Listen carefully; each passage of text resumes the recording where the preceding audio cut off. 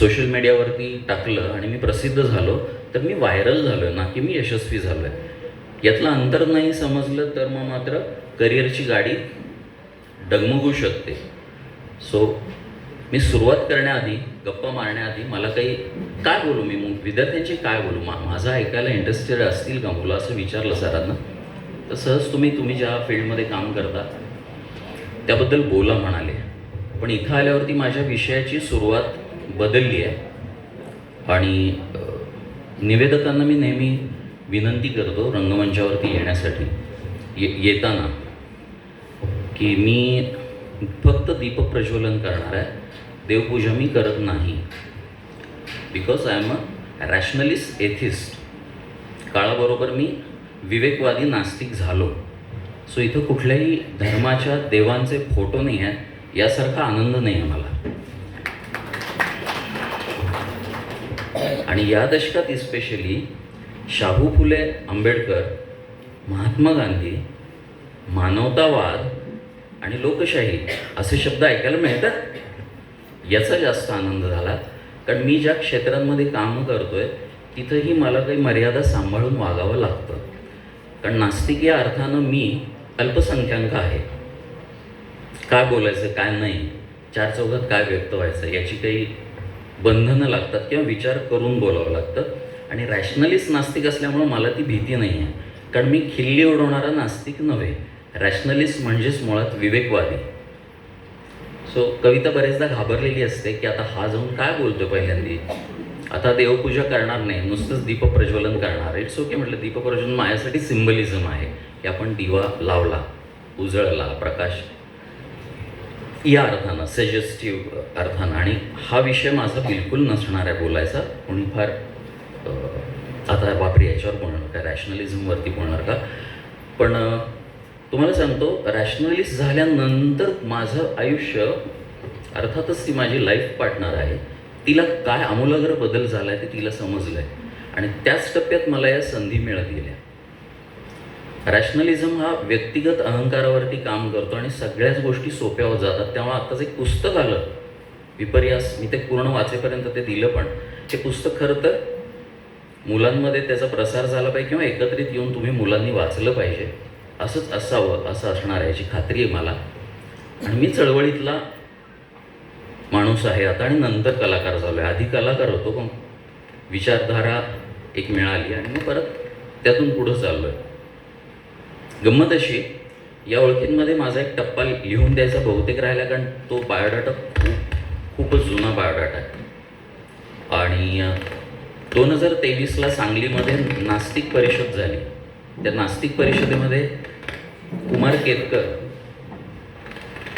तुषार गांधी म्हणजे महात्मा गांधीजींचे पणतू आणि आपले सगळ्यांचे फेवरेट जावेद अख्तर यांच्यासमोर मला माझं मराठी विवेकवादी नास्तिकतेचा पुरस्कार करणारं नाटक सत्य असत्याशी मन केले ग्वाही हे सादर करता आलं. आणि हे मी भाग्य मानतो, मध्ये भाग्य हा शब्दच वापरत नाही. हे माझ्या कामाचा एक टप्पा मानतो मी. भाग्य, नशीब, नियती, प्रारब्ध हे शब्द आता माझ्या मी व्यक्त होताना पूर्ण टाळतो. कारण तुम्ही ना सगळे तुमच्या कर्तृत्वाने आणि पालक आलेले आहेत तुमच्याबरोबर, ते जे तुम्हाला सपोर्ट करतात त्यांच्या सपोर्टमुळे इथे आलेले आहात. आणि तुम्हाला हे इन्फ्रास्ट्रक्चर जे स्कूलनं या लोकांनी उभं केलं त्याच्यामुळे आलेले आहात. आता कोणीतरी म्हणेल हे आमचं नशीब की आम्ही गडिंग्लजमध्ये जमतं, तसं नसतं. हे तुम्ही विचार केला तर समजेल. तर आता मी पुढे जातो आणि आता मुख्य मला विषय दिला त्याकडे येतो. पण मला खूप आनंद झाला की या गोष्टी सगळ्या इस्पेशली या दशकात नव्हत्या, इथे पाहायला मिळाल्या नाहीत. आणि सगळ्यात माझी आवडती प्रार्थना, ज्याची खरंच आत्ता समजून घेण्याची गरज आहे, त्या प्रार्थनेने सुरुवात झाली. ते गीत कुणी लिहिलं माहिती आहे का? मुलांमध्ये खरा तो एकची धर्म, जगाला प्रेम अर्पावे. मुलांनी सांगावं, मुलांनी म्हणतो ना, मुलं मुली, साने गुरुजींनी लिहिलेलं आहे. आणि खरंच त्या गीताची आणि त्या गीतातल्या वर्तनाची गरज आहे. या गोष्टी फक्त गाण्यासाठी नाही आहेत ना, आपल्या वर्तणुकीत देखील आल्या पाहिजेत. आता तुम्हाला कळालं असेल मी पाणी का मागितलं, असा विषय काढताना पाण्याची गरज पडते बरेचदा की नेमका रिस्पॉन्स काय येणार आहे.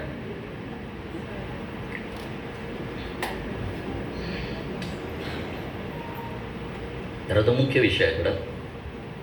इन्स्टावरती मला कोणी पाहिलंय का इथे? इंस्टाग्रामवरती असे छोटे हात नका करू. एवढ्या कॉन्फिडेंटली बक्षीसं मिळवतं तर मोठा हात केला उंच उचलला तरी चालेल, कारण इथं तुम्ही कॉन्फिडंट व्हायला आता. येस. तर हे खूप सरप्रायझिंग होतं माझ्यासाठी. माझं जनरेशन म्हणजे 75चा जन्म असलेलं किंवा त्याच्या आसपासचं जनरेशन हे थोडं संभ्रमात राहिलेलं जनरेशन देखील आहे, की वडिलांचंही ऐकायचं आहे, आजोबांचं ऐकायचं, वडिलांचं ऐकायचं आणि आता मुलांचंही ऐकायचं आहे. यामधल्या डिलेमामध्ये राहिलं आहे. आणि त्यामुळं जुन्याला नावं ठेवायची का जुन्याला स्वीकारायचं, की नव्याला नावं ठेवायची आणि नव्याला स्वीकारायचं, यात सॉर्ट करता येत नसताना टिकटॉक, इन्स्टा या माध्यमांना नावं ठेवणं तसं सोपं होतं ना, की हे सवंग प्रसिद्धीचं माध्यम आहे. सवंग प्रसिद्धीचं म्हणजे उथळ, कारण त्याच्यावर येणारा जो कंटेंट आहे तो कोणीही कुठल्याही गाजलेल्या गाण्यावरती नाचतंय, तर ऑलरेडी गाजलेल्या कंटेंटवरती नाचणं यात त्या स्वतःची, त्या मुलाची काही किंवा सादरकर्त्याची, मुलाची, मुलीची काही तसं कर्तृत्व नाही आहे, त्याच्यात स्वतःचं टॅलेंट नाही आहे, पण तो व्हायरल होतोय ना. त्यानं त्या माध्यमाचा लोकांपर्यंत पोहोचवण्याचा प्रयत्न केला. मी अनेक वर्ष नाटकच केलं. 95 पासून थिएटर करत असल्यामुळे खूप निष्ठेनं नाटक केलं. नाटक करत असताना फक्त नाटक, वेगळं काही दिसलंच नाही. म्हणजे गोंदवलेकर महाराजांची एक छोटीशी विचारधन नावाची पुस्तिका आहे. दॅट्स वाय आय एम विवेकवादी नास्तिक, की आता गोंदवलेकर महाराज आहेत ते मी नाही वाचत, वाला नाही आहे सांगायचं, कारण त्यातला व्यवहारी विचार जो आहे तो मी स्वीकारतो. त्याच्यामध्ये काय म्हटलंय, की हनुमंताला रामाशिवाय दुसरे काही दिसलेच नाही. झालं, तो विचार संपला. एका पानावर फक्त 5 ते 6 शब्दात विचार मांडलेत. ती पुस्तिका आहे माझ्याकडे, विचारधन या नावानंच. आणि त्यात कुठेही श्रद्धेचा किंवा धर्माचा अख्ख्या पुस्तिकेत अवडंबर मला दिसला नाही. याचाच अर्थ असा की तुम्ही जे करताय ते पूर्ण निष्ठेनं करा. आणि लोकमान्यता देवांकडे असल्यामुळं, धर्म आणि आध्यात्मिकतेकडे असल्यामुळे या कॅरेक्टरचा म्हणजे त्या देवी देवतांचा वापर केला जातो त्याच्यामध्ये, की लोक पटकन स्वीकारतील की हनुमंताला रामाशिवाय काही दिसलेच नाही. याचा अर्थ की तो फक्त त्याकडेच आहे. तसंच आपल्याला करिअरकडे, तुमच्या स्वप्नाकडे पाहायचं आहे असं सांगू पाहताय. तर मी त्याच यानं बघितलं आणि त्याच्यानंतर एक कोविड नावाचा महाभयंकर काहीतरी एक प्रकार आला आपल्याकडे आणि खूप काही हिरावून घेतलं आपल्याकडनं त्यानं. आणि खूप जणांसाठी म्हणजे ज्यांना त्या संकटात ही संधी शोधण्याची शक्यता मिळाली आणि त्यांनी पुढे गेले, त्यांच्यासाठी ती इष्ट आपत्ती ठरली. इष्ट आपत्ती हा शब्द आपल्याकडं प्रचलित आहे. इष्ट आपत्ती म्हणजे चांगले संकट. खूप काही हिरावून घेतलं गेलं, आर्थिक नात्यातले लोक गेले, रक्ताचे लोक गेले, पण काही गोष्टी समोर देखील आल्या. त्याच काळात सर्व लोक तितकेच टेक्नॉलॉजीनं किंवा तंत्र वापरण्यात थोडेसे, आपण काय म्हणू, अगदी तज्ज्ञ म्हणता येणार नाही, पण त्यांना ते वापरायला सोपं व्हायला लागलं हळूहळू. आणि काही जणांनी स्वतःचे घर बसल्या बिझनेस उभे केले ऑनलाईन, काही जणांनी घर बसल्याच काम करायला सुरुवात केली. त्यातलंच एक मी की अरे आपलं नाटक थांबलं आहे, आपण लोकांपर्यंत पोहोचू शकत नाही, आपला व्यवसाय थांबला आहे, बाहेर पडू नाही शकत आहोत आपण. आणि या ह्याच्यात मी असं ना, कोविडमध्येच आमचा निर्णय झाला की हौशी राज्यनाट्य स्पर्धा किंवा हौशी नाट्य प्रकाराला आपण आता बास, आपण स्वतःची पदरमोड करून नाटक करायला नको, आपण आता व्यावसायिकपणे याच्याकडे पाहूया. म्हणून मी प्रयत्न देखील करायला लागलो. आणि कोविडच्या आधीपासून मला आपल्या भागातील, म्हणजे आपला भाग म्हणताना मी साताऱ्यापासून इकडचा महाराष्ट्र धरेल, सातारा, कराड, सांगली, कोल्हापूर, तिकडे सोलापूर, अशा भागातनं अशाच विचारांचे जे लोक कलाकार पुढे येत होते आणि त्यांना तोच प्लॅटफॉर्म हवा होता. स्वतःच्या गावी राहून सिनेमा, वेबसिरीज किंवा शॉर्ट फिल्म्स करून स्वतःला तपासायचं असतं आणि मग त्या प्लॅटफॉर्मवरती न्यायचं असतं. हा कॉन्फिडन्स नागराज मंजुळेने दिला या सगळ्यांना, की इंडस्ट्रीमध्ये जायची गरज नाही लागत तुम्हाला जर स्वतःला उभं राहायचं असेल तर. आणि खरंच इंडस्ट्रीमध्ये आम्हाला ॲक्टर लोकांना जायची गरज असते. दिग्दर्शक हा कुठेही उभा राहू शकतो, इंडस्ट्रीत त्यासाठी जायची खरंच गरज नाही. तुम्हाला जर सिनेमा समजला असेल तर तिथं जाऊन वेळ घालवण्याची गरज नसते. आणि मग त्याचा कॉन्फिडन्स आवडतो मला नागराजचा. तुम्ही त्याचे सिनेमे पाहिले तर नागराज इतकं सिनेमा माध्यम किंवा कॅमेरा माध्यमाची भाषा समजलेला खूप विरळा डिरेक्टर आपल्याकडे पाहायला मिळतो. मी जी नावं घेईन पुढची ती तुम्हाला माहीत देखील नसतील. नागराज मंजुळे का माहिती होतो कारण त्यानं सैराटसारखा ब्लॉकबस्टर दिला आहे. पण सैराटची दृश्य भाषा आपल्यापर्यंत पोचते, चित्रपटीय भाषेमध्ये तो आपल्यापर्यंत पोचतो. आणि बाकीचे सिनेमे बघा तुलनेनं शब्द बंबाळ असतात. मी बोलतोय ते समजते का बघा. आपण चित्रपट बघायला जातो आणि बोलपट बघून येतो. लक्षात आहे, तुम्हाला डायलॉग फेमस होतात ना, तुम्ही संवाद ऐकायला जाता. सिनेमा हे मुळात कॅमेरा हे दृश्य माध्यम आहे.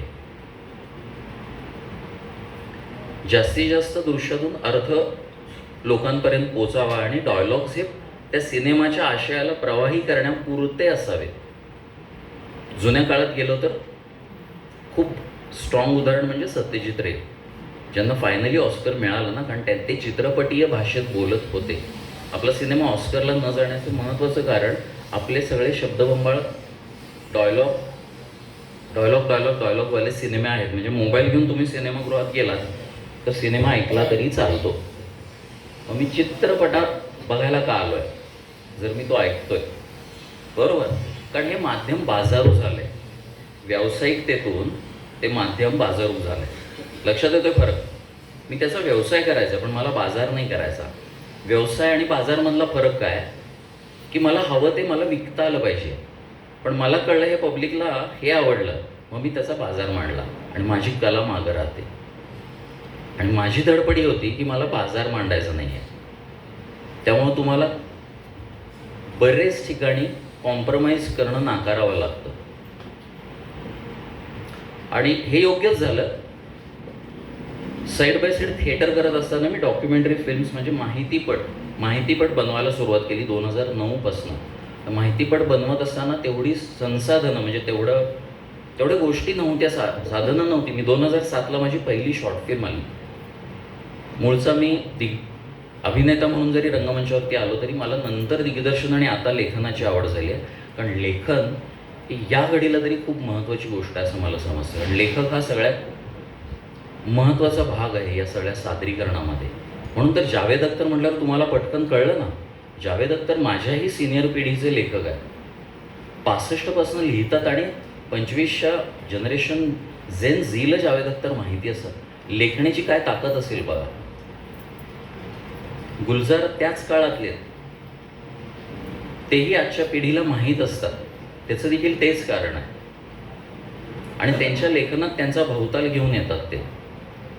मगाशी सरांच्या, तर कोणत्या सरांच्या तोंडून उल्लेखाला माहिती नाही, कारण आपण काल हळूहळू समृद्ध होत जातो ना. मी आजच्या भेटीनं तुमच्या समृद्ध झालो. अरे केवढं इथं काय काय घडतं. मग आपल्या व्यक्तिमत्वातलं छोटे पण हळूहळू कळायला लागतं. तर सरांचा एक उल्लेख आला माझ्या तोंडी खाली. आय थिंक एआयच्या रूममध्ये आपण तिथे चित्र लावलेली, तिथं गेलेलो. मी पहिला चित्रकार आहे. माझे चित्र खूप छान आहेत. त्याचाच उपयोग मला पुढे जाऊन माझ्या ज्वेलरीच्या व्यवसायात देखील झाला आणि नंतर दिग्दर्शनात झाला. कारण चित्रकाराला चौकटीचा बॅलन्स माहिती असेल तर उभ्या आडव्या रेषा, त्यांचं संतुलन आणि कॉम्पोजिशन्स कळायला लागतात. आणि एआयमध्ये गेल्यावर ते असं म्हणाले की ग्रामीण भागातले असून सुद्धा सर, ग्रामीण भागातले असून सुद्धा नाही, तर माझं म्हणणं असं आहे की सर हे ग्रामीण भागातले असल्यामुळंच एवढे टॅलेंटेड आहे.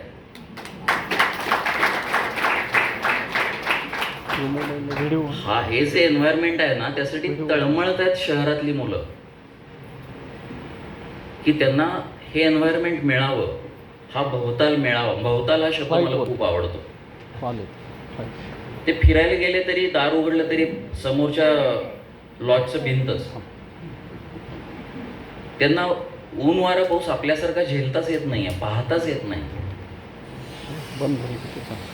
म्हणजे इथे हिंडताना मी का आनंदी असतो, कारण मला निसर्गात राहता येतं. आणि शहरी मुलांना ते नाही मिळत आहे. आत्ता विनाकारण जेलमध्ये असलेले सोनम वांगचुक यांचं एक वाक्य मला खूप मनाला भिडलेलं आहे. ते वाक्य तुम्ही बोर नाही ना रे होत आहे, लेक्चर वाटायचं नाही तर माझं. सोनम वांगचुक माहिती आहे त्यांची ओळख?